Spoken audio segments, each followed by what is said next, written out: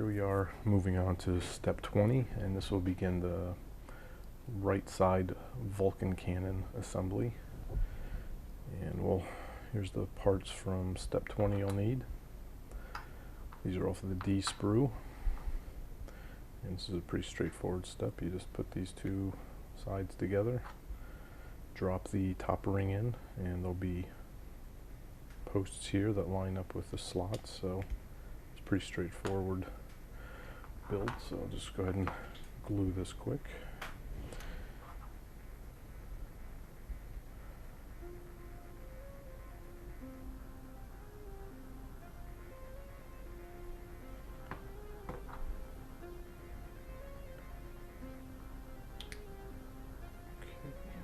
That.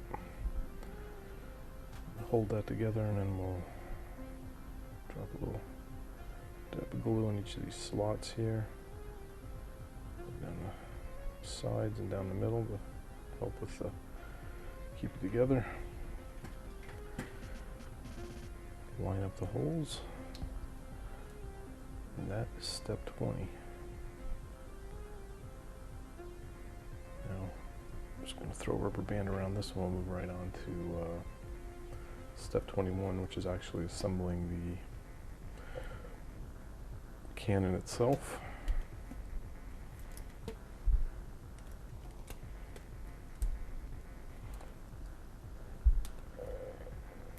So as you can see throughout this build, I've actually found a number of uses for the rubber bands that come in the kit on the sprues. I'm sure it wasn't intended, but they are useful. Alright, so we've got that held together, and we'll move on to step 21, which is these 4 pieces here.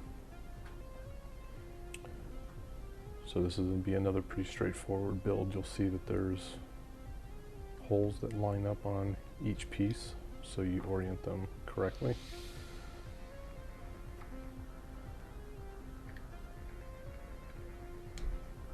Yeah, you'll just glue them together like so. So that's pretty straightforward. And let's take these apart, start gluing these up.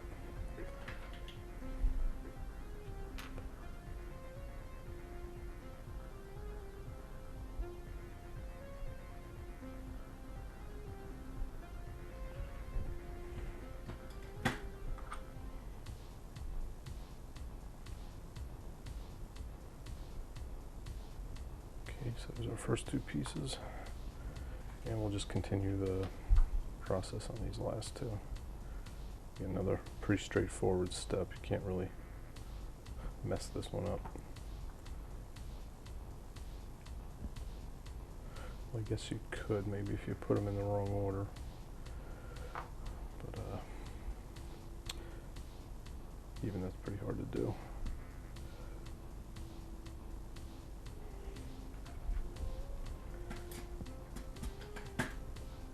Now what I'm looking forward to on this is once this arm is together, the gun's supposed to rotate freely, so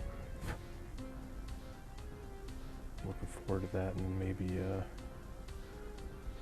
taking a look at what kind of room there is on there, maybe able to throw in a small motor so you get this to actually rotate. That won't be part of this build. That'll be a future project.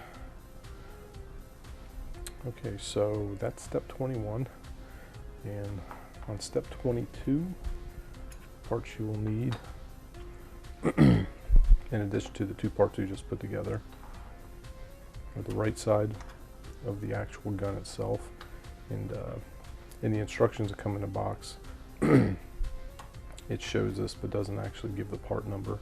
This would be off of the VC1 sprue, and it's the number 1 piece. So we'll start assembling on this by removing the rubber band on here. This should have had time to stick together. Yep, it feels good.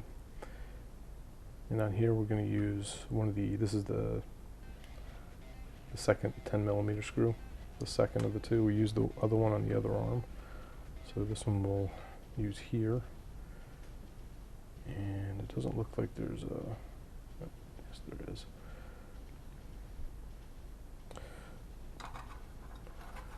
So dry fit this in here, make sure. Yeah, you want to make sure, because it looks the same on both sides, but you'll see there's on one hole, in one side of the hole, there's a deeper recess, and that's the side you want to go here, because it should fit snug. If you try to put this in wrong, you'll see it doesn't go in the hole properly. So just make sure you have that oriented properly, like so.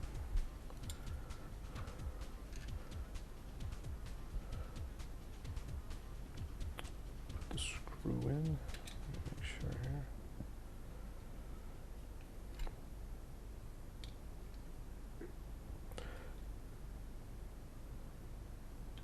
This doesn't actually look right. I think I'm actually using the wrong screw. It should be a 10 millimeter, not a. I think I picked up the 20 by accident. So let me double check. Yep. So this actually doesn't use the larger one. This uses one of the standard size 10 millimeters. So yeah, you just grab one of the 10 millimeter screws, not the long one, the 10 millimeter. That was my bad. So, and again, like I know I'm repeating myself, but anytime you use the screws, just go slow. And just go till you start feeling resistance. You just want to make sure there's enough tension so that when you move the arm, it'll actually hold that position. So I think I actually got that one just fine. Next piece, we want to drop this into the front of the barrel. And this you do not glue if you want your barrel to turn freely. And just dry fit this in here.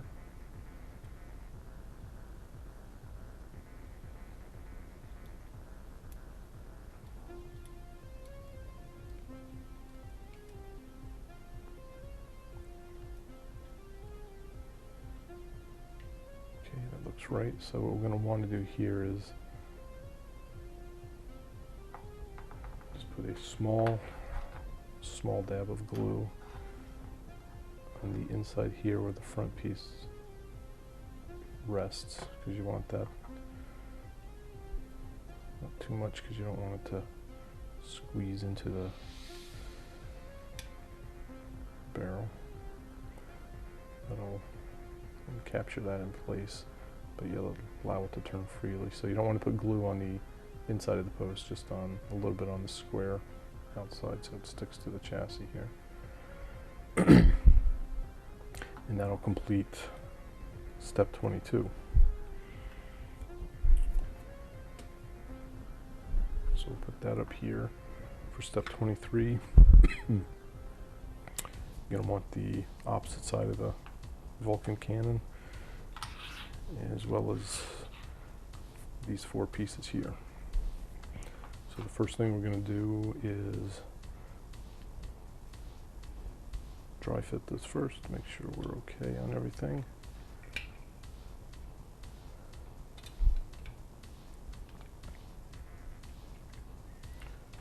And there are holes to line up here, so you get it flush. Even though it doesn't look like there's too many ways to screw this up, I still like to dry fit parts before putting any glue on, just to make sure there's no surprises.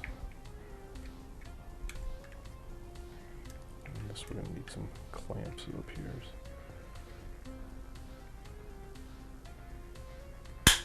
There we go.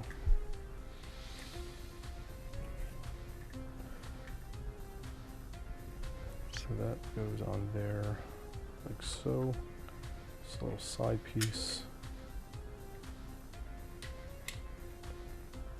Make sure we got that right. Yep, that just rests on the side like that.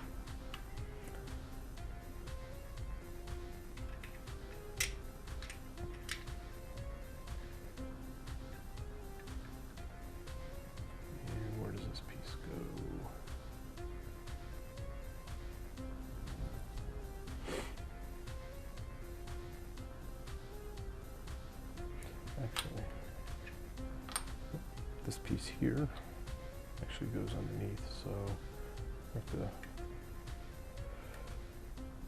very carefully, like this piece here will actually bridge the two parts underneath this top arm, so this will actually end up slipping in like so.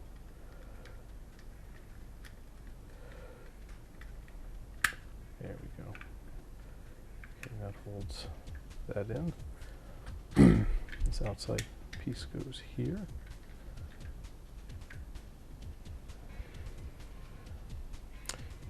And let's see, this little piece. Yeah, this one's got, it's round on, well, mostly round on one side. Now in this piece you want to be careful because where it's connected to the sprue, it actually connects to this little post, and you don't want to clip that off because that's what the cover goes on. If you do, it's not the end of the world, but it does match up to a recessed slot on this piece. And if you do slip that off, you'll just have to eye it up and do it manually. But so it won't be the end of the world, but just be aware of that when you're removing it from the sprue. Actually, what I'll do is I'll put that on here like so.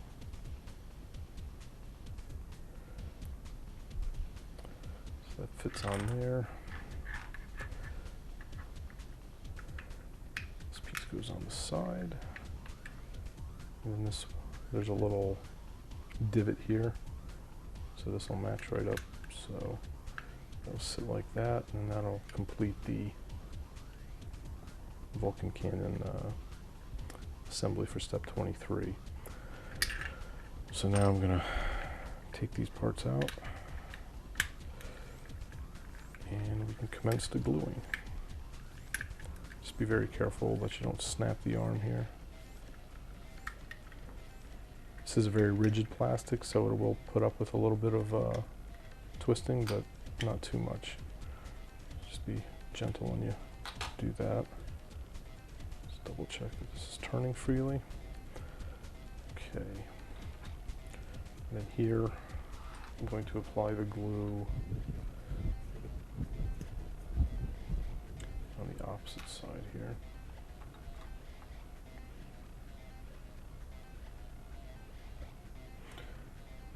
And when you're putting the glue on, don't put too much because you don't want it squeezing out all over the place. So I'm just going to put a dot in each of the spots where the posts will connect to make sure we get a good solid connection there. I'm going to put that little drop up here to hold the front. And just put little lines of it, not too much. You don't want this sticking to any of the parts that are supposed to rotate. So just put little lines of glue, not big globs of it. And I'm actually going to stay away from this section because that's where the back of the gun will go and needs to rotate freely. So with the glue on the other parts, you shouldn't really need to put any there. Okay, then we'll attach here, being careful not to get glue on parts we don't want it.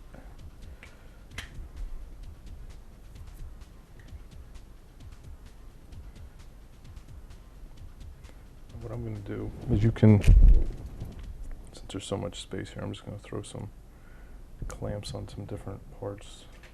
If you don't have any of these clamps, I definitely recommend picking them up. I think I picked a bag of these up. They're all different sizes at the local DIY store, something like a Lowe's, a Home Depot if you're in the US.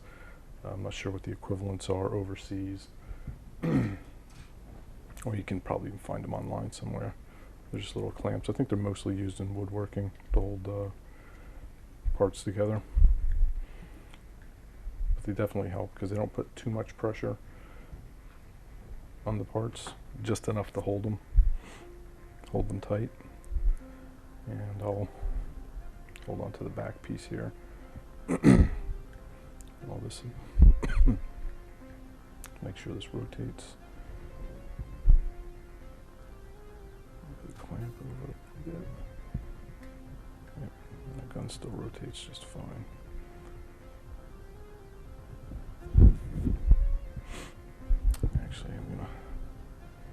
our handy rubber bands from the kit. Whoa.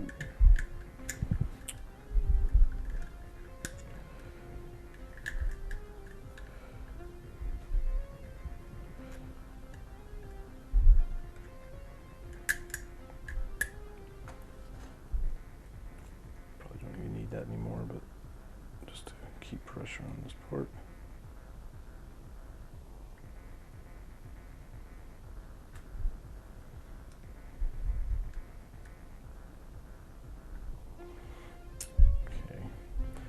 While those parts are holding it there, we'll just go ahead and stick this one on as well.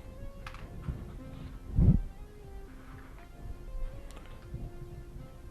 here I'm just going to put glue in the hole in the back that fits over the little post there on the bottom, and then I'll dab on top with the top arm. On this top arm there's actually a little post that sticks down that lines up with this, so it'll snap right in. Take those off. Slide this in here carefully without breaking that arm. Okay, got that. Yeah, and you'll feel that post push right in there, so it's a nice tight fit.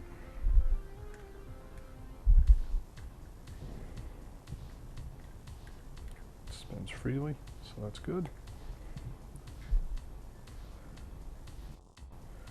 Wipe it off with a finger, and it's not too hard to do it later either. Actually, while it's drying, I just noticed I missed a mold line here, so I'm just gonna real quick scrape that off.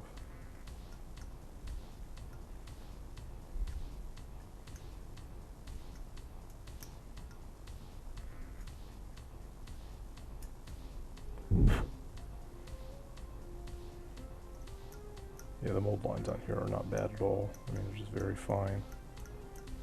And in some places where it may look like there's a mold line, that's just where when the parts came together, the plastic turned a little white, and so it's not really a raised or recessed line. It's just the way the plastic looks, and then that will be covered up when you go to paint. Those will be covered up. So on some of these areas where it looks like there's a mold line, it's actually just a discoloration in the plastic between where the two halves came together, and it'll disappear once you put your primer on it. Okay, so we have that, and just double check how it's going on. Again, there's a little triangle piece on the bottom that lines up with that divot. It'll sit in there like so. And again, you want to be careful because you're real close to where the barrel rotates, so try to keep it glued towards the back. So what I'm going to do is, on this piece, I'm actually just going to put it on the back side of this little divot here. Keep it away from the front where it could possibly squeeze out and make contact with the rotating barrel. So you don't want to glue that together. Okay, that all seems good, and that will that concludes step 23 in the instructions.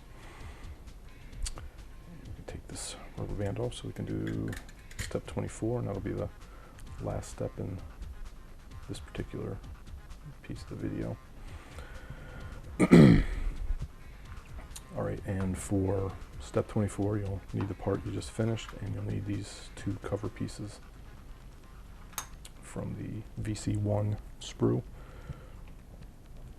And these are simply the parts for the,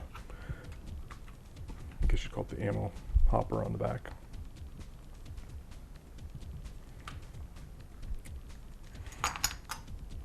So we'll glue those on. Now when I go,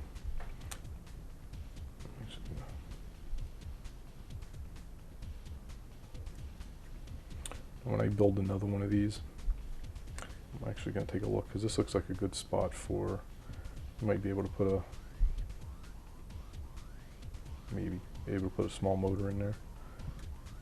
it's a good amount of room. I just don't know if it actually, because you need to put some kind of a motor, I don't know. It might sit in there. That'll be something to look at later, but that'll be something on another model, not this one. So again, we'll just put the back piece on, top piece, and we'll be good to go. So here we'll again just add a little bit of glue.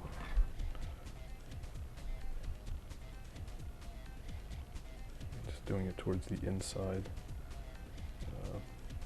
of the contact, so if anything does squirt, it doesn't squirt out to where you'll see it, but into the model. You won't be able to see it at all. So put that on there. Just put a drop of glue here where the parts are all going to meet. I'm actually going to put a drop on the side here too, just to be sure. This piece goes on there.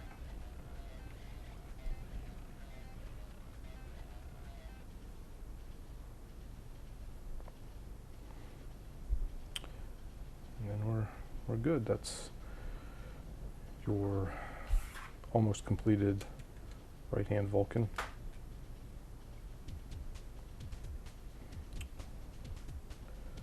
Now the next steps, 25 through 27, we'll be adding the belt feed on this side of the weapon. So I'm going to go get those parts cut off the sprue, cleaned up, and we'll come back and do steps 25 through 27.